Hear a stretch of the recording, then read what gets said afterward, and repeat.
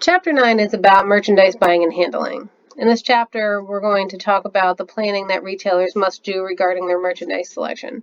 We'll also analyze how a retailer controls the merchandise to be inventoried. The selection of and negotiations with vendors will also be discussed, as well as the security measures used in handling the merchandise. Merchandise management is the analysis, planning, acquisition, handling, and control of merchandise investments of a retail operation. Analysis is used in the definition because retailers must be able to correctly identify their customers before they can determine the needs and wants of their consumers. They also have to analyze how the individual items they purchase from suppliers will result in meeting forecasted sales, profits, and markdowns, so they can develop their merchandise budgets. Planning is included because retailers must often purchase their merchandise 6 to 12 months in advance of the selling season, which includes requiring the retailers to predict what the economy, employment, weather, and other trends will be in the future. The term acquisition is used because, with the exception of service retailers, merchandise needs to be bought from others, either distributors or manufacturers. Handling ensures that the merchandise is where it's needed and in the proper shape to be sold and not stolen. And finally, control of the large dollar investment in inventory is important to ensure an adequate financial return on the retailer's merchandise investment. Merchandising is a day-to-day business of all retailers. The people involved in each step of the merchandise buying process will often change depending on the size of the retailer and who makes the various decisions. For smaller firms, several of the steps in the buying process may be done by executives rather than buyers. Of course, it's possible for a new entrepreneurial retail venture that one person may make all the decisions in the merchandise management process. In some retail firms, the buying process is decentralized. Department managers in each store place most of the merchandise orders. Conversely, there are others that have moved from a more decentralized to a more centralized buying process, where corporate buyers in the company's headquarters perform most of the purchasing. The merchandise buying process normally starts with dollar merchandise planning. Next, the buyer uses an open-to-buy figure to plan the merchandise assortment for the upcoming selling season. The buyer must then determine the source of the different product inventories. Some of the merchandise might be purchased from suppliers that the retailer has done business with in the past. Some might be purchased from new suppliers. Regardless of who the retailer purchases from, the buyer must negotiate a vendor contract. Many retailers try to update the vendor contracts each year. After agreeing to the terms of the vendor contract, the buyer negotiates and purchases merchandise. In doing so, the buyer must consider how the merchandise will be priced, promoted, shipped, and so on. An important but often overlooked step in the buying of merchandise is adding items to the retailer's computer system. Doing so allows the merchandise to be tracked and purchase orders created. If a buyer forgets to do so or links it incorrectly, customer service and sales problems are abound, and the buyer is likely to be reprimanded or fired. Buyers must also determine whether each product purchase will be a basic stock item or a special buy. This is important because basic items are included in the retailer's planogram, which is the schematic that illustrates how and where a retailer's merchandise should be displayed on the shelf in order to increase customer purchases. It's often maintained with the input from vendors. Finally, all merchandise should be reviewed on a continual basis to see if any pricing, promotion, or logistical changes are necessary. As inventory is sold, new stock needs to be purchased, displayed, and sold once again. A high buildup of inventory indicates that either the retailer has too much money tied up in inventory or is not making the sales it was expecting and is heading for trouble. Likewise, a retailer who is frequently out of stock will quickly lose customers.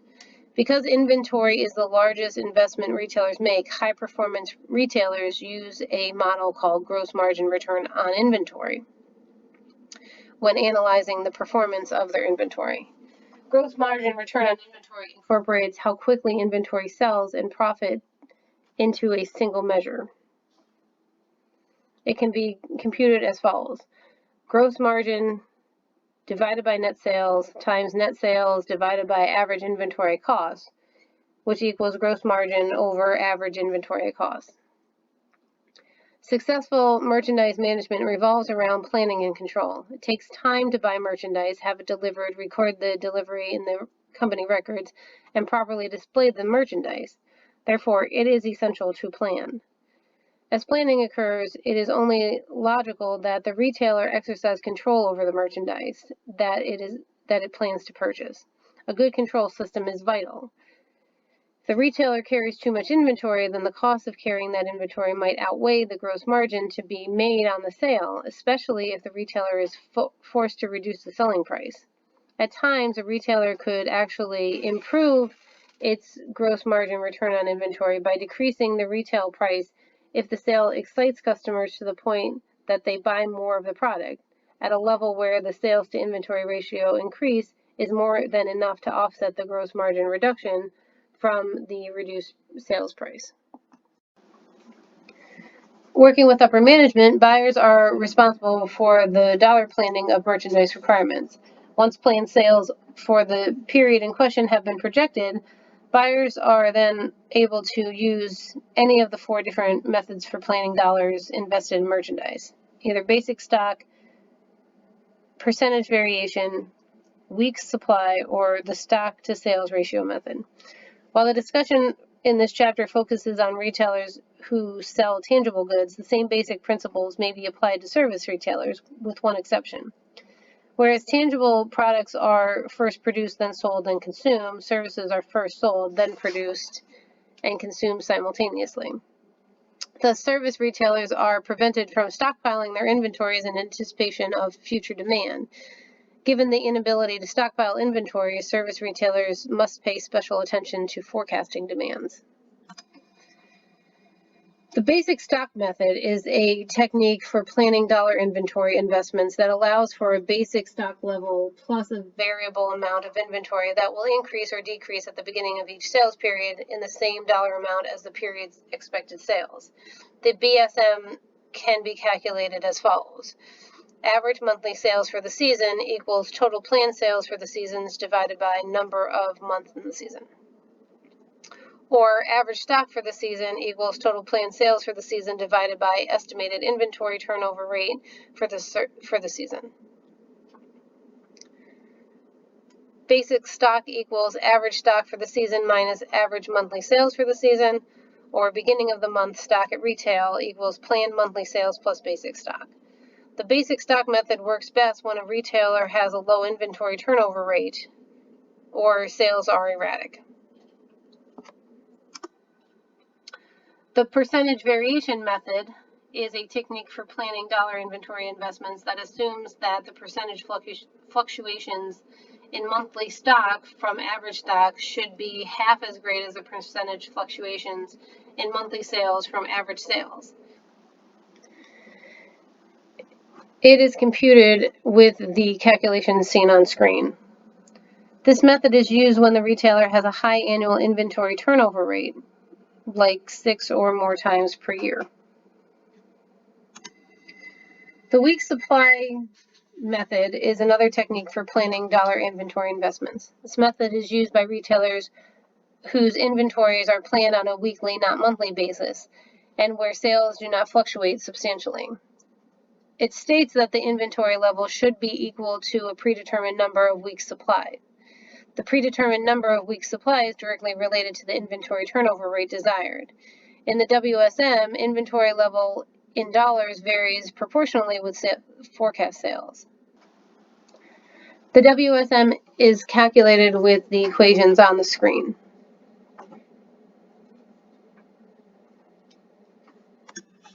The stock to sales method is a technique for planning dollar inventory investments where the amount of inventory planned for the beginning of the month is a ratio, which is obtained from the trade associations or the retailer's historical records of stock to sales. However, these ratios should only be used as a guide to determine how much inventory to have on hand at the beginning of each month. Successful chain store retailers have long known that even stores located near each other require not only different merchandise mixes, but also different inventory levels per sale dollars. This is a reflection of the store's trading area, layout, and competition.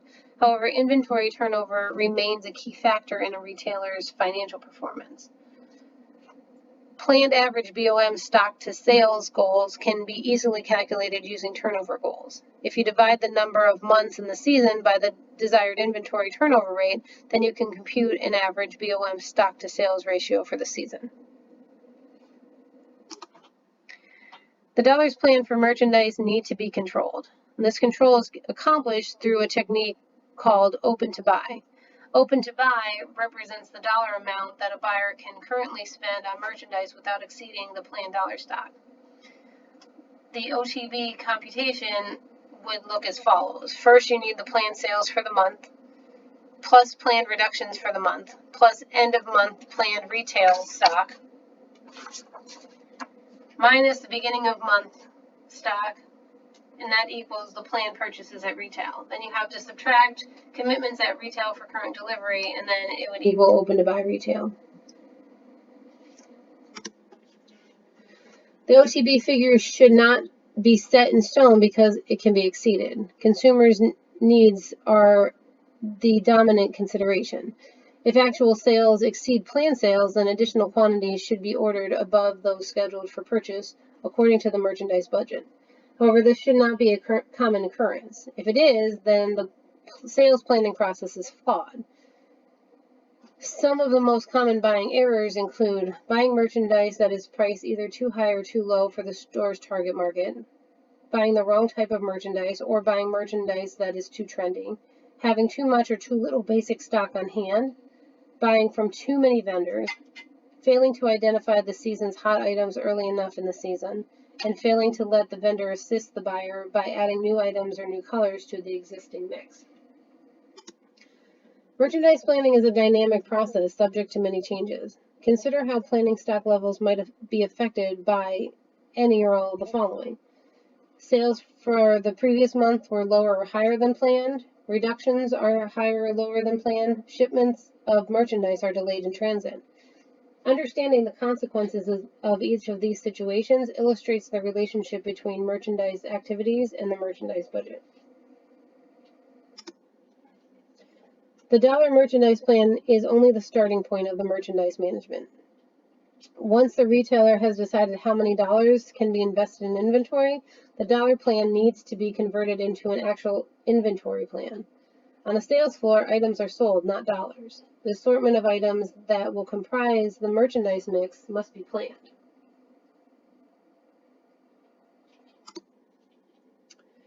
This figure shows the three dimensions of the optimal mix: variety, breadth, and depth.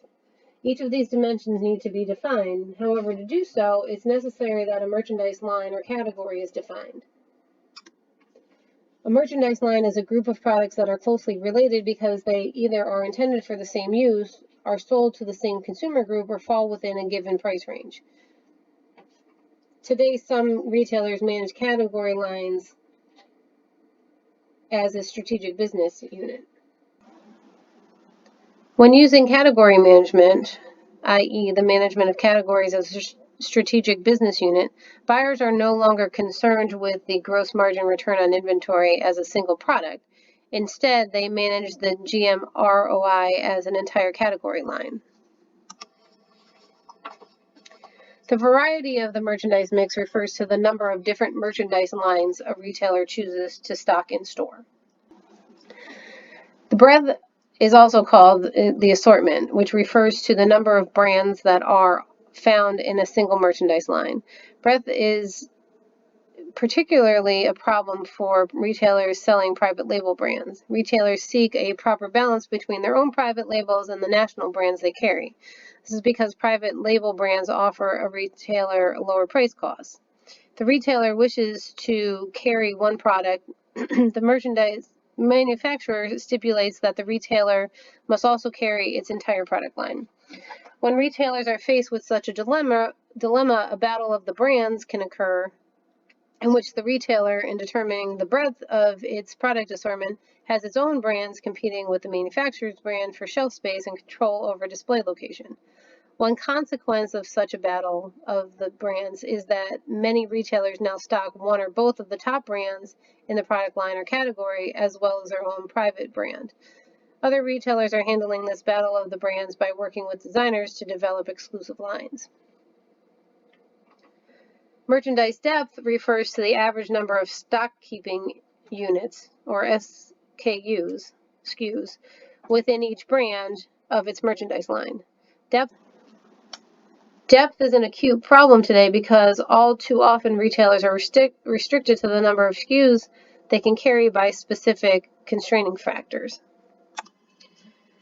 Research indicates that the merchandise mix, in addition to satisfying customer wants, can actually shape those wants and impact whether and what customers purchase.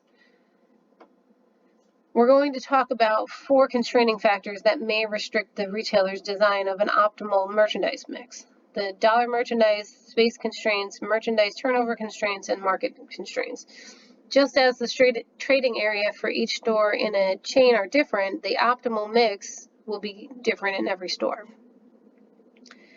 There seldom will be enough investment dollars to emphasize variety, breadth, and depth simultaneously. If the decision is made to emphasize variety, it should be unrealistic to expect that the retailer also has a lot of breadth and depth. Some retailers try to overcome the dollar constraint by shifting the expense of carrying inventory back to the vendor. Consignment is when the vendor retains the ownership of the goods and usually establishes the selling price. It is paid only when the goods are sold by the retailer. Pay from scan is a more recent term that the retailers are beginning to use when describing consignment. Pay from scan helps reduce risk for seasonal products such as greeting cards, books, magazines, or dated food products. The manufacturer usually sends a field representative to the retail store to pull the remaining product off the shelf when the sell-by date passes. One of the benefits of pay from scan is that a retailer can have a lot of holiday greeting cards or promotional displays and not worry about having to put them in storage somewhere for a year or spend precious markdown dollars on them. Another approach the retailer might try is to get is extra dating, where the vendor allows the retailer some extra or interest-free time before paying for the goods. If breadth and depth is wanted, then space is needed. If variety is to be stressed, then it is also important to have enough empty space to separate the distinct merchandise lines.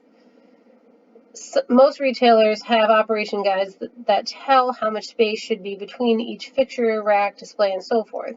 They also have to decide how tall they want their fixtures to be. A retailer could have taller shelf sections to hold more products. However, at some point, it would start to feel like a warehouse.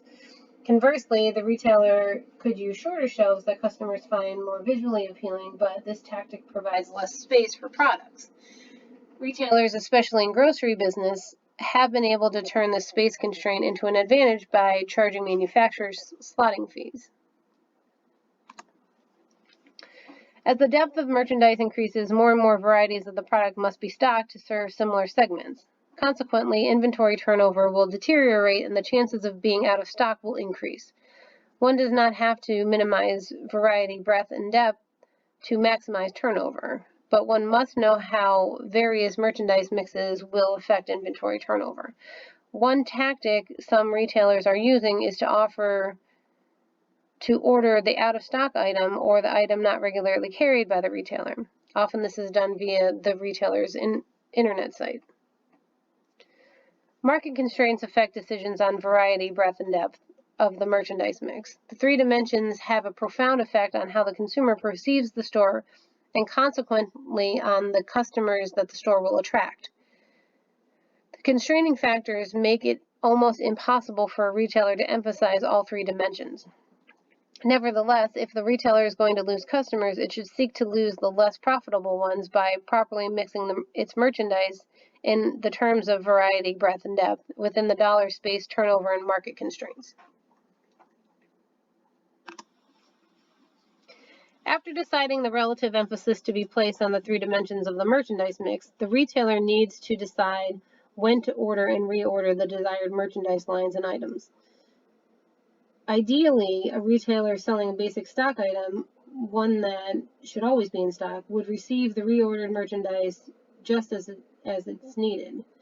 However, a retailer selling a seasonal item would want to be completely sold out at the planned out of stock date. The retailer tries to optimize the inventory dollars by closely monitoring its inventory. One way to do this is by using radio frequency identification, or RFID, barcode data. An RFID tag consists of a tiny digital signal processor embedded in a product, package, or box. It allows retailers to account for merchandise without the use of hand counts, which often leads to missed items on the stockroom, on risers, or on wrong shelves, or on customer carts. They also allow for faster reorders as the merchandise is being sold. Another problem can arise when retailers use the wrong baseline in making their forecasts. Retailers unaware of changing market conditions when purchasing merchandise will not be profitable. Once a retail buyer has finished negotiating the price of an item, the buyer has to oversee the creation of the item in the retailer's computer system. Creating an item in the retailer's computer system involves several steps, which are: the buyer assistants have to determine which subcategories and categories of merchandise the item will be assigned. The buyer also has to decide how many items to create in the system. The buyer has to decide if there are any items that the new item should be linked to. And the other decision facing the buyer is if the item will be displayed every day on permanent store fixtures or if they will be a special buy. Basic stock items then need to be replenished, which means setting up a forecast usually based on the history of the similar item. Buyers need to be careful in deciding which existing item to use for the new inventory's history. Sometimes special buys might be replenished to avoid sending too much inventory at one time. Replenishment affects the merchandise budget and in turn the retailer's financial statements. Replenishment can be difficult because so many things can affect it, from weather to transportation problems to manufacturing problems. Manufacturing problems aren't just related to the assembly line. Competitors are always trying to find ways to gain an edge over its competition. They increasingly seem to be using the core system to impact competition. Stock planning is an exercise in compromise and conflict. The conflict is multidimensional because not everything can be stocked. You need to maintain a strong in-stock position on genuinely new items while trying to avoid the 90% of new products that fail in the introductory stage. You need to maintain an adequate stock of basic popular items while having sufficient inventory dollars to capitalize on unforeseen opportunities. You need to maintain high inventory turnover goals while maintaining high gross margin goals. You need to maintain adequate selection for customers while not confusing them. And you need to maintain space productivity and utilization while not congesting the store. At the end of the selling season, the buyer reviews all of the merchandise performance in what many retailers call a line review. The buyer meets with all of the suppliers one-on-one, where they use the supplier performance card and reports showing how each item supplied by the supplier did over the selling season, as compared to the category average and total. They might try to renegotiate the vendor contract or simply jump right into item negotiations, including which items are going to be discontinued and marked down, which items will stay, and which new items might be added to either the planogram or seasonal displays. Hundreds of reports are run by the buyer. Some buyers will run an 80-20 report showing how much sales do the 20% of the items generate for the retailer. Often 20% of the items will do 80% of the retailer's business. This also means that 80% of the items may only generate 20% of the retailer's sales. Other buyers will run a sell-through report. Sell-through is the percentage of stock of a particular item or group of items from a particular vendor that's sold during the merchandise season. Deciding which items to drop, however, is a tricky decision, and the merchandise analyst needs to be careful to ignore the overall market basket of related items a retailer might sell. Often a given item may not be a top performer, but maybe it is one of the factors that draws people into the store. Line reviews involve taking a lot of data and trying to summarize it into a digestible manner. They also involve understanding trends in fashion. So to be successful, buyers need to have both creative and quantitative analysis capabilities. After deciding on the amount and type of inventory to be purchased, the next step is to determine where the retailer is to obtain the merchandise. Retail buyers must not only determine what merchandise lines to carry, but also select the best possible vendor to supply them with these items while simultaneously negotiating the best deal possible with that vendor. Unless the retailer owns a manufacturing or wholesale operation or both, the retailer must consider many criteria when selecting a merchandise source. The criteria used to evaluate merchandise sources depends on the retailer's type of store and merchandise sold. Generally, the following criteria may be used: selling history, consumers' perception of the manufacturer's or wholesaler's reputation and brand, reliability of delivery, trade terms, projected markup, quality of merchandise, after-sale service, transportation time, distribution center processing time, inventory carrying costs, fashionability, and net cost. In selecting sources, retailers cannot ignore the advertising or merchandise display support offered. Essentially, this reduces the retailer's costs and thus makes it more competitive. Manufacturers offer advertising and merchandise display support because it helps to sell their merchandise. Because the retailer will be advertising the supplier's product, they often need to check to see whether the same merchandise will be made available to a nearby competitor. In such cases, it is advantageous for the retailer to use a private label. Another reason to use a private label is that some manufacturers will not sell a product to certain retailers. Retailers should always enter the market with two pieces of information concerning current vendors. Vendor probability analysis statement, which provides a record of all the purchases made last year, the discount granted by the vendor, transportation charges paid, the original markup, markdowns, and the season-ending gross margin of the vendor's merchandise, and confidential vendor analysis, which lists the same information as the profitability analysis statement, but also provides a 3-year financial summary, as well as the names, titles, and negotiating points of the entire vendor's sales staff. Based on the information obtained in the previous two reports, some retailers classify vendors into different categories using both performance and brand positioning information and the retailer's opinion on the vendor's other attributes. Regarding performance and position, if the retailer can produce very profitable items but doesn't have a brand the retailer needs, then the supplier could make private label products for the retailer. If the supplier has an important brand but not the best price, it can still fill an important niche. When the supplier doesn't carry a needed national product and doesn't have the best price, the supplier is not very valuable unless it can provide information, trends, or something else that the retailer needs.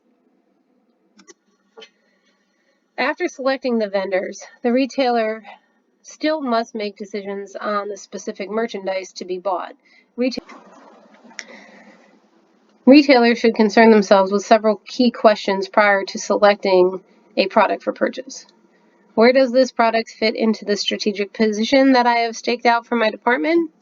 Will I have an exclusive with this product, or will I be in competition with nearby retailers? What is the estimated demand for this product in my target market? What is my anticipated gross margin for this product? Will I be able to obtain reliable, speedy stock replacement? Can this product stand on its own, or is it merely a me too item?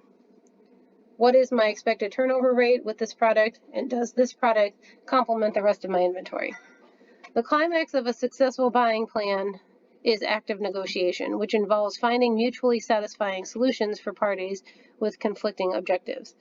The effectiveness of the buyer-vendor relationship depends on the negotiation skills of both parties and the economic power of the firms involved. The retail buyer must negotiate price, delivery dates, discounts, promotional allowances, shipment terms, and return privileges. The smart buyer will discuss everything, leaving nothing to chance. Manufacturers as well as retailers are aware of the cost of carrying excess inventory, the time value of money, and the resulting effect on each firm's cash flow. Successful negotiation is needed as conflict will inevitably arise. As price is often the hot topic on many buyers' minds, they should attempt to purchase the desired merchandise at the lowest possible net cost, yet not expect unreasonable discounts or price concessions. 5 different types of discounts can be negotiated: trade, quantity, promotional, seasonal, and cash. A trade discount, sometimes referred to as a functional discount, is a form of compensation that the buyer may receive for performing certain wholesaling or retailing services for the manufacturer. Because this discount is given for the performance of some service, the size of the discount may vary with the type of service performed. So variations in trade discounts are legally justified on the basis of different costs associated with doing business with various buyers. Trade discounts are often expressed in a chain or series, such as list less 40, 20, 10. Each figure in the chain of discounts represents a percentage reduction from the list price of any item. A quantity discount is a price reduction offered as an inducement to purchase large quantities of merchandise. 3 types of quantity discounts are available: non-cumulative quantity discount, which is based on a single purchase; cumulative quantity discount, which is based on the total amount purchased over a period of time; and free merchandise, which is merchandise offered in lieu of price concessions. Non-cumulative quantity discounts can be legally justified by the manufacturer if costs are reduced because of the quantity involved, or if the manufacturer is meeting a competitor's price in good faith. Cumulative discounts are more difficult to justify since many small orders may be involved, therefore reducing the manufacturer's savings. Many times retailers can make a quick profit from utilizing quantity discounts by selling the extra merchandise to a diverter to sell in the gray market. The diverter, who is not an authorized member of the marketing supply chain but still functions as an intermediary, will be able to purchase these goods cheaper from a retailer than it can from the manufacturer and will sell this excess merchandise to other retailers. Some manufacturers develop their pricing policies to enable diverters to function economically. By doing this, they can increase sales by reaching markets they can't enter under normal operating conditions. A third type of discount is a promotional discount, which is given when the retailer performs an advertising or promotional service for the manufacturer. These discounts are legal as long as they are available to the competing retailers on an equal basis. Retailers can earn a seasonal discount if they purchase or take delivery of the merchandise in the off-season. However, this does not mean that all seasonal discounts result in the purchase of merchandise out of season. As long as the same terms are available to all competing retailers, seasonal discounts are legal. The final discount available to the buyer is cash discount for prompt payment of bills. Although the cash discount is a common method for encouraging early payment, it can also be used as a negotiating tool by delaying the payment due date. There are several types. So there's end of month dating, which allows for a cash discount and the full payment period to begin on the first day of the following month instead of on the invoice date. Middle of the month dating is similar to end of month, except that the middle of the month is used for the starting date. Receipt of goods dating allows the starting date to be the date goods are received by the retailer. Extra dating merely allows the retailer some extra or free days before the period of payment begins. A final discount form to be considered, which is not widely used today, is anticipation. Anticipation allows a retailer to pay the invoice in advance of the expiration of the cash discount period and earn an extra discount. It is important to negotiate delivery terms because they specify where the title to merchandise passes to the retailer, whether the vendor or buyer will pay the freight charges, and who is obligated to file any damage claims. The three most common shipping terms are free on-board factory, which the buyer assumes title at the factory and pays all transportation costs from the vendor's factory. Free on-board shipping point, which the vendor pays the transportation to a local shipping point, but the buyer assumes title at this point and pays all further transportation costs. And free on-board destination, where the vendor pays all transportation costs and the buyer takes title on delivery.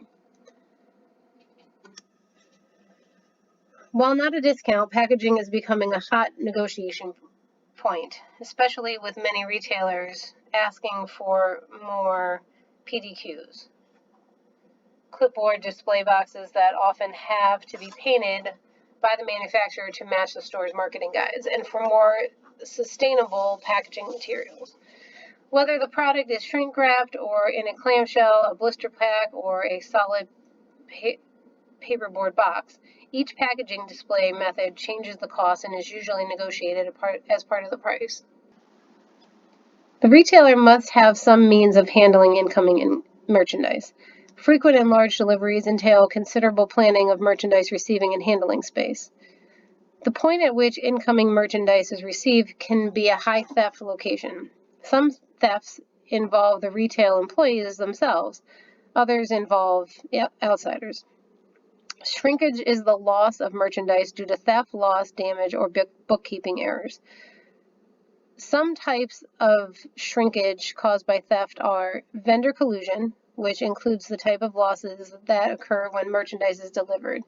Typical losses involve the delivery of less merchandise than is charged for, removal of good merchandise disguised as old or stale merchandise, and the theft of other merchandise from the stockroom or off the selling floor while making a delivery. It often involves both the delivery person and the retail employee who signs for the delivery, with the two splitting the profit. Employee theft occurs when employees steal merchandise from where they work. Although some of the stolen goods come from the selling floor, a larger percentage is taken from the stockroom to the employee lounge and lockers, where it is kept until the employee leaves at quitting time. Customer theft, also known as shoplifting, occurs when customers or individuals disguised as customers steal merchandise from the retailer's floor. More than a dozen shoppers are caught for every case of employee theft, although the average amount of merchandise recovered is less than $50. Stealing merchandise from the stockroom and receiving area may be easier than taking it from the selling floor for a couple of reasons. Much of the stockroom merchandise is not ticketed, so it's easier to get through the electronic anti-shoplifting devices. Once the thief enters the stock area, there's little anti-theft security, and there's usually an exit in the immediate area of the stockroom through which the thief can carry out the stolen goods. There's also organized crime theft, and this is when professional thieves steal merchandise, and this can occur either when it's in transit to the store or in the store. This type of theft has been on the rise because of the cutback on retail staffing levels, but also because it's easier to traffic in stolen merchandise through e-commerce channels. The retailer must be aware that there are numerous opportunities for receiving, handling, and storage thefts. Therefore, steps should be taken to reduce these crimes. The retailer cannot watch the employees every minute to see whether or not they are honest, and some surveillance is helpful, but not always. Retailers must consider that employees' and customers' rights to privacy versus the retailer's right to security, and where the line gets blurred. The amount of storage space the retailer needs is related to the physical dimensions of the merchandise and the safety stock levels needed to maintain the desired rate of stock turnover. Excess inventory causes retailers to stack boxes and cartons on the floor in the stock rooms. Most cases, however, this scenario is inefficient and costly. The retailer must maintain a tidy, well-ordered stock area because such a stock area is less tempting to dishonest employees. Although much theft results from in-store merchandise handling, retailers must also be aware of how theft is in transit may influence their ability to have the appropriate amount of merchandise on hand. Merchandise in transit can be hijacked. A significant amount of shipment hijackings occur in the United States. Some tips that retailers and their supply chain partners can employ to minimize the threat of hijacking are: eliminate the retailer's name from the side of the containers carrying the cargo, install electronic monitoring devices on all shipment vehicles, carefully screen all internal transportation personnel as well as third-party logistics personnel in the global market, and hire security personnel for each shipment. As retailers continue to expand globally, the risks involved in international hijacking will continue to grow. However, by implementing a few security measures, retailers can minimize disruption to their supply of merchandise, thus increasing the level of satisfaction to customers by minimizing out of stocks. That is all for Chapter 9. We're going to move on to Chapter 10. Chapter 10 is about retail pricing. In this chapter, we're going to look at the retailer's need to make pricing decisions. We start with the discussion on the impact of a firm's objectives on its pricing policies and strategies, and then we'll look at why initial markups and maintained markups are seldom the same. We'll then also discuss how a retailer establishes an initial markup, and then at the end of the chapter, we'll discuss why and how a retailer takes markdowns during the normal course of business. Pricing, as pointed out in the Retail Strategic Planning and Operations Management Model, is an interactive decision made in conjunction with the firm's mission statement, its goals and objectives, strategy, operational management, and administrative management. Today, when one retailer cuts prices, everyone seems to follow. The rationale behind this trend is that many retailers carry identical national branded merchandise, and customers now have the capacity with their smartphones and internet to find if the exact item is available in a nearby store or via e-tail channels for a lower delivered price. With adjusted for inflation, household incomes often lower than what they once were a decade or two ago, this type of price or deal shopping behavior is not likely to decline.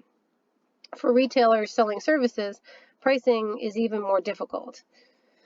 This is because services are intangible. They're not easily stored and can't be returned to a vendor for credit. Yield management is where the retailer focuses on optimizing the total sales revenue or yield from its capacity to provide services. This figure shows how pricing decisions should be interactive. Specifically, the decision to price an item at a certain level should be related to the retailer's decision on lines of merchandise carried, their location, the promotion, credit and check cashing, customer services, desired store image, and legal constraints. Just as each retailer is different, each retailer's pricing decision must also be different. After all, price is the easiest element of the retail mix for a competitor to copy. This is why a long-term competitive differential advantage based on price is difficult, if not impossible, to obtain. Retailers should not set prices without carefully analyzing the attributes of the merchandise being priced. Merchandise selection presents the retailer with another decision: the range of prices to be made available to the consumer. The retailer's controllable element of price can be either the cost of goods sold or the gross margin that is added to the cost. The retailer, in deciding to buy an item to sell at a specific price, may either purchase low-cost merchandise or have a high gross margin to offset the higher expenses needed to sell at that price, or purchase more expensive goods and reduce the gross margin and expenses in order to sell at a given price.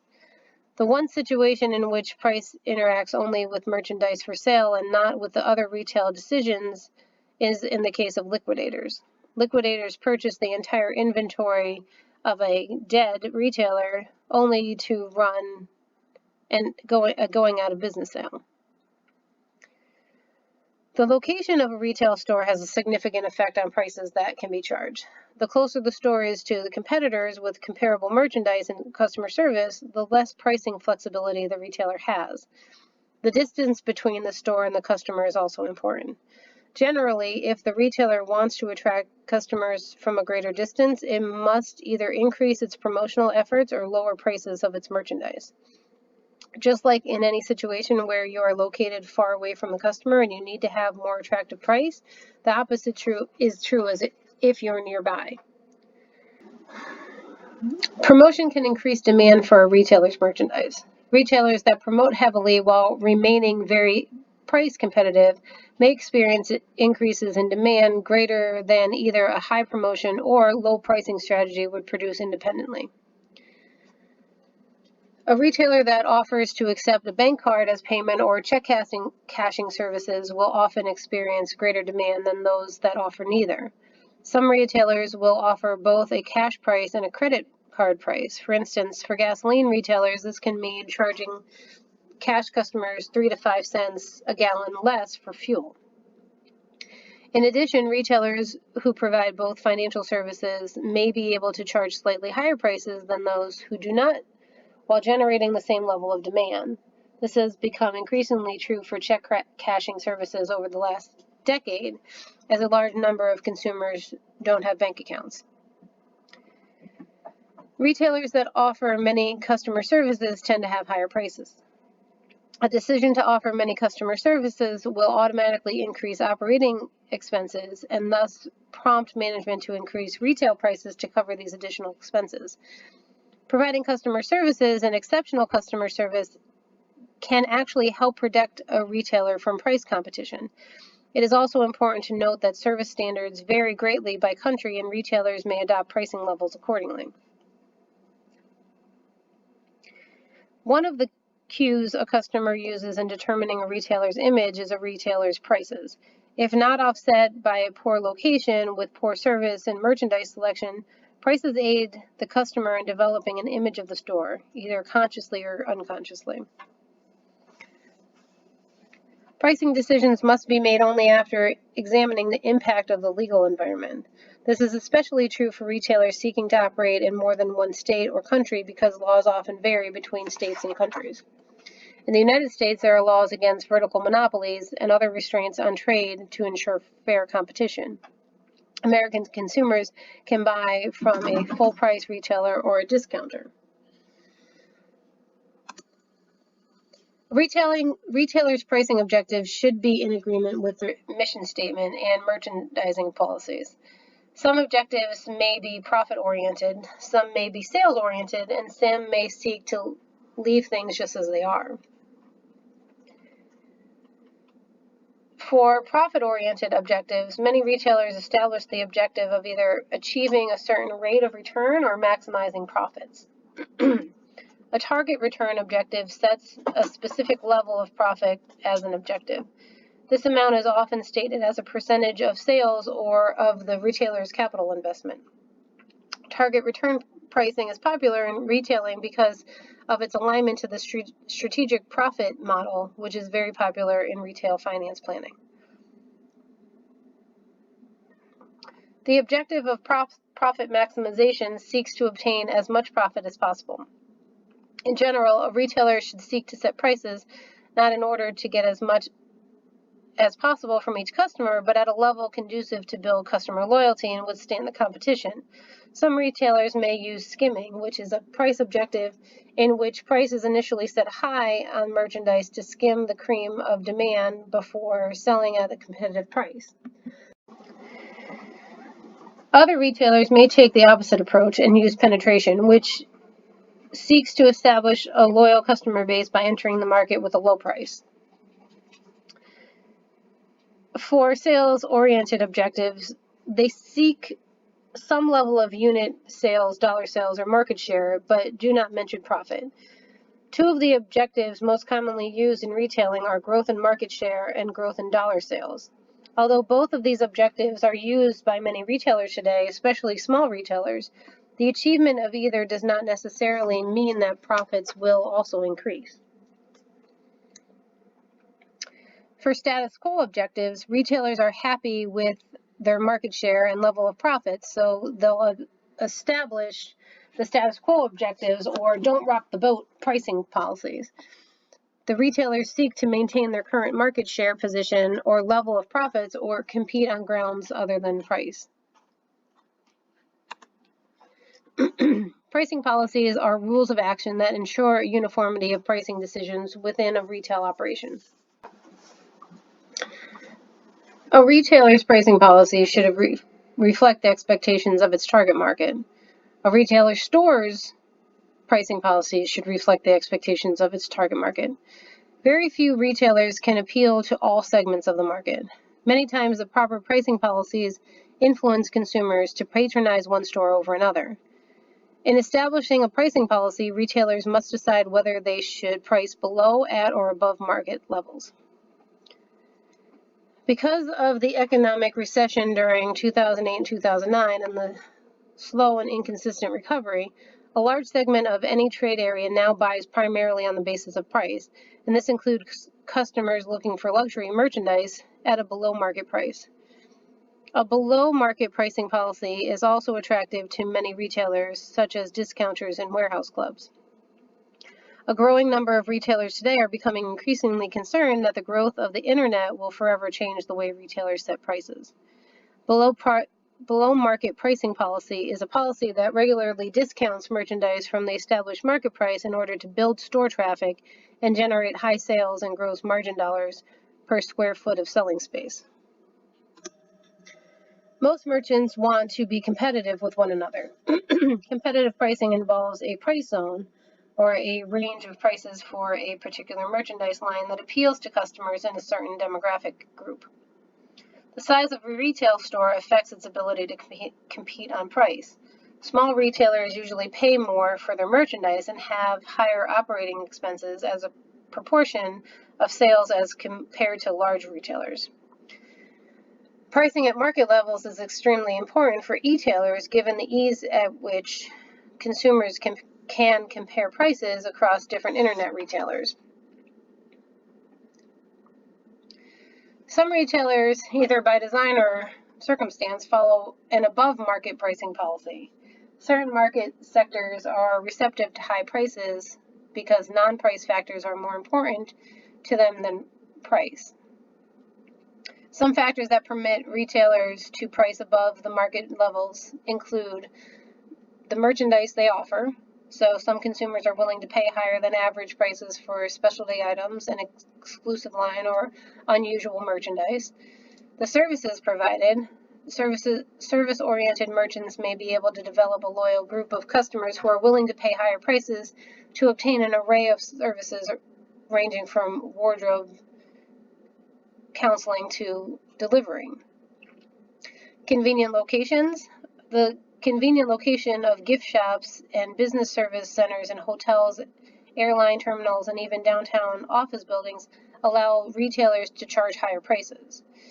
And extended hours of operation. By remaining open while competitors are closed, some merchants are able to charge higher than average prices. Pricing strategies should be in accordance with other components of the store's retail mix: the location, the promotion, the display, the service level, and the merchandise assortment. So customary pricing occurs when a retailer sets prices for goods and services and seeks to maintain those prices over an extended period of time. Variable pricing is used when differences in demand and cost force the retailer to change prices in a fairly predictable manner. Flexible pricing means offering the same products and quantities to different customers at different prices. This is often used in situations calling for personal selling. The advantage of using flexible pricing is that the salesperson can make price adjustments based on the customer's interest, competitor's price, a past relationship with the customer, or the customer's bargaining ability. The disadvantages of flexible pricing are that costs can dramatically increase and revenues decrease as customers begin to bargain for everything. Under a one-price policy, the retailer charges all customers the same price for an item. A one-price policy may be used in conjunction with customary or variable pricing. This policy speeds up transactions and reduces the need for highly skilled salespeople. However, such a pricing policy will work only if the vast majority of retailers voluntarily agree to stick to the plan. Otherwise, a flexible price retailer will know the price it has to beat. Pricelining is a pricing policy that is established to help customers make merchandise comparisons and involves establishing a specified number of price points for each merchandise classification. The monetary difference between the price lines should be large enough to reflect a value difference to customers. Trading up occurs when a salesperson moves a customer from a lower priced line to a higher one. Trading down occurs when a customer is initially exposed to higher price lines but expresses desires to purchase a lower price one. When a retailer is limited to certain price lines, they become specialists in those lines. Other advantages of pricelining include buying more efficiently, simplifying inventory control, and accelerating inventory turnover. Odd pricing is the practice of setting retail prices that end in the digits 5, 8, or 9. Retailers feel that this policy produces significantly higher sales, and it's a psychological thing. Because odd prices are associated with low prices, they are typically used by retailers who sell either at prices below the market or at the market. Retailers selling above the market usually end their prices with even numbers, which have come to denote quality. Multiple unit pricing occurs when the price of a unit in a multiple unit package is less than the price of each unit if it was sold separately. This is used by retailers to encourage additional sales and to increase profits. The gross margin that is sacrificed in a multiple unit sale is more than offset by the savings that occurs from reduced selling and handling expenses. Generally, multiple unit pricing can be effectively employed for items that are either consumed rapidly or used together. Bundle pricing generally involves selling distinct multiple items offered together at a special price. The perceived savings in cost or time for the bundle justifies the purchase. At the same time, bundling can increase the retailer's revenue since the customer may actually purchase more items than originally planned. Today, a small number of retailers are testing non-traditional forms of bundling to encourage customers to patronize their establishments by providing non-related services or for a small fee. On the other hand, the economic conditions of recent years have caused some retailers, especially those selling services, to drop the idea of bundling their merchandise and instead unbundle them. When leader pricing is used, a high demand item is priced low and advertised heavily in an effort to build store traffic. The items selected for leader pricing should be widely known and purchased frequently. Leader pricing is usually part of a promotional program designed to increase store traffic. A successful program will produce additional sales for all areas of the store. In many circumstances, the price of the leader item is reduced only for a specific promotion. A retailer using leader pricing should carefully evaluate its usefulness. If consumers are limiting their purchases to only the leader items, then the policy is ineffective. Because leader items may be sold at or near a retailer's cost, higher markup items must also be sold to generate a profit for this retailer. A loss leader is an extreme form of leader pricing where an item is sold below a retailer's cost. High-low pricing involves the use of high everyday prices and low leader specials on featured items for their weekly advertisements. Practice of advertising a low price model of a shopping good to lure shoppers into a store is called bait and switch pricing. Once the shoppers are in the store, the salesperson tries to persuade them to purchase a higher price model. This pricing strategy is almost always tied to a sales force compensation plan that is heavily based on commissions. And in fact, when bait and switch pricing is used, the salesperson gets no commission on the deeply discounted item that has been used to lure customers to the store. A private label brand can often be purchased by a retailer at a cheaper price, having a higher markup percentage and still be priced lower than a comparable national brand. Private labels also permit the retailer a larger degree of pricing freedom because consumers find it difficult to make exact comparisons between the private and national brands. Other retailers seeking to differentiate themselves from competitors are now using an above-market pricing approach for their private labels. Department stores have been battered on price by discounters and specialty stores, and are now using private labels to improve their image. A retail buyer should be able to rapidly calculate whether a proposed purchase will provide an adequate markup or gross margin. The markup can be expressed in dollars or as a percentage of either the selling price or cost of goods. There are times, however, when a retail buyer needs to compute the markdown, which is a reduction in the selling price of a good. To calculate the selling price, the retailer should begin with the following basic markup equation. So it's SP equals C plus M.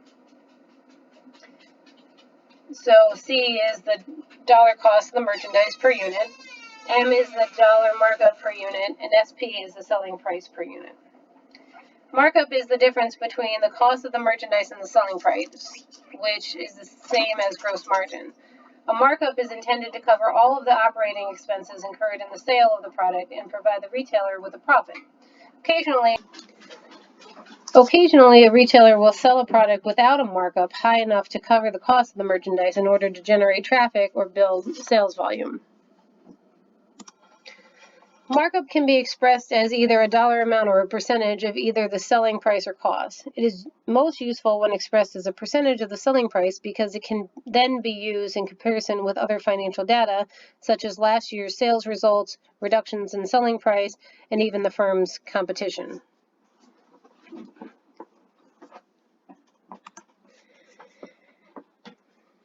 If you know that a particular type of item could be sold for $8 per unit and that you need a 40% markup on the selling price to meet your profit objectives, then how much would you be willing to pay for the item? If you use the percentage markup on the sales price equation, you would come up with $4.80. Therefore, you would be willing to pay $4.80 for the item. If the item cannot be found for $4.80 or less, then it's probably not worth stocking.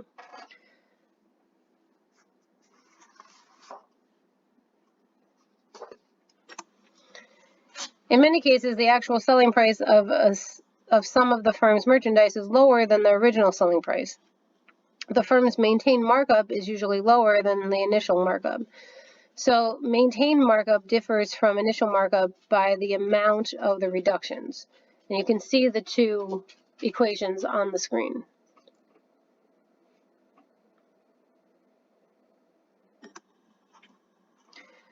There are 5 reasons that can account for the differences between initial and maintained markups. First is the need to balance demand with supply. Since most markup formulas are cost-oriented rather than demand-oriented, adjustments in selling prices will occur. A second reason is stock shortages. Shortages can occur from theft by employees or customers or by mismarking the price when merchandise is received or sold. Third, there are employee and customer discounts. Employees are usually given some discount privilege after they've worked for the firm for a specified period of time. The fourth reason is cost of alterations. Alterations are actually a part of the cost of merchandise. And the fifth and final reason the initial markup may be different from maintained markup is cash discounts, which are offered to retailers by manufacturers or suppliers to encourage prompt payment of bills. Any cash discounts taken reduce the cost of merchandise and therefore make the maintained markup higher than the initial markup. Markups must be large enough to cover all of the operating expenses and still provide a reasonable profit to the firm. In addition, markups must provide for markdowns, shortages, employee discounts, and alteration expenses. All of these together are referred to as total reductions, which reduce net revenue. Likewise, cash discounts taken, which increase net revenue, may be included. Initial markup can be determined by the equation shown on the screen.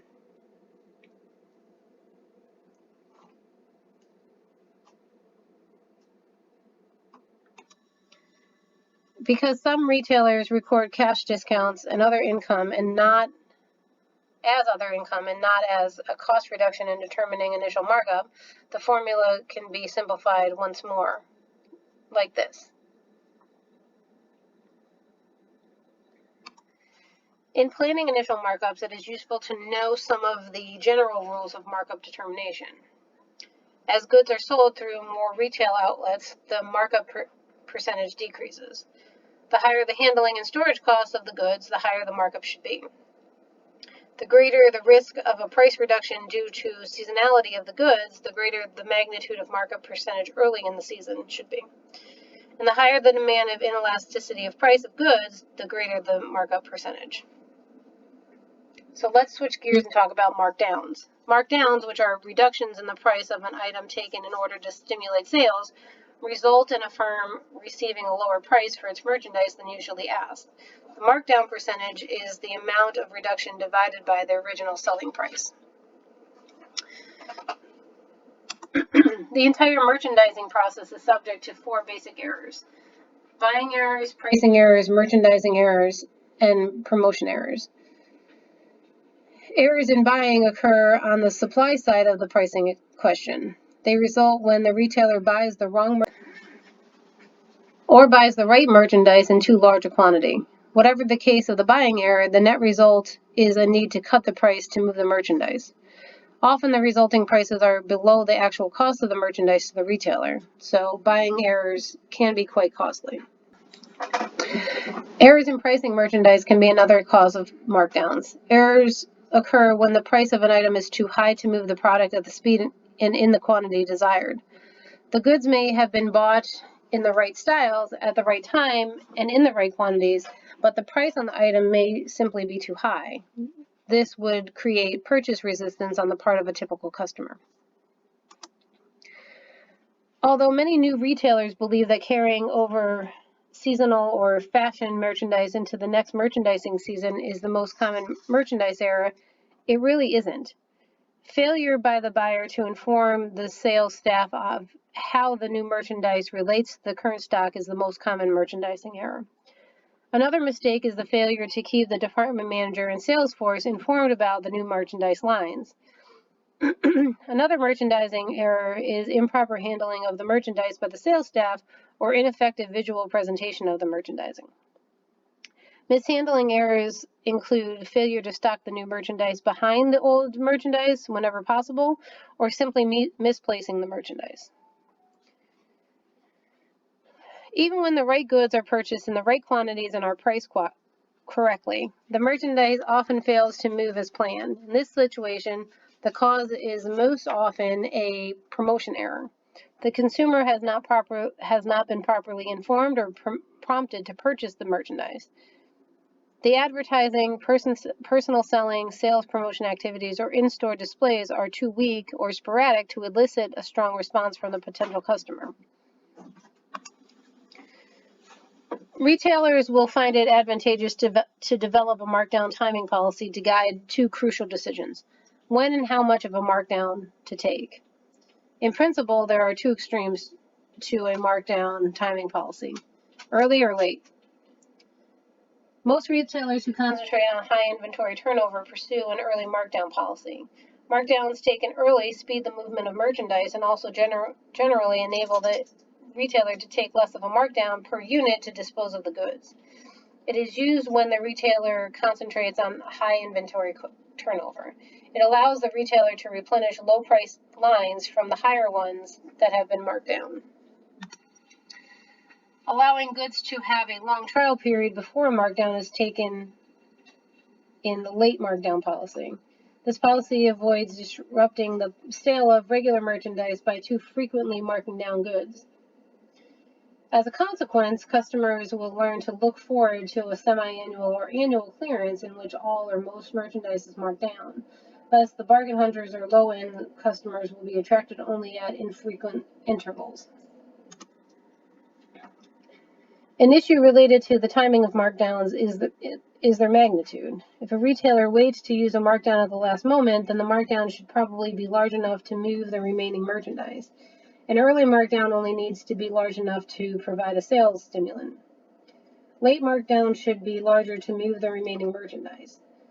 One rule of thumb for early markdowns is that prices should be marked down at least 20% in order for the consumer to notice. However, the markdown percentage should vary with the type of merchandise, time of season, and competition.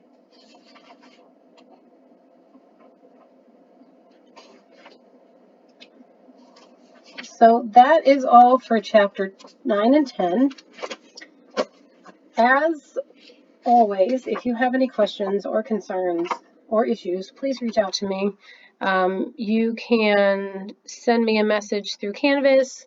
You can email me directly, whatever works best for you.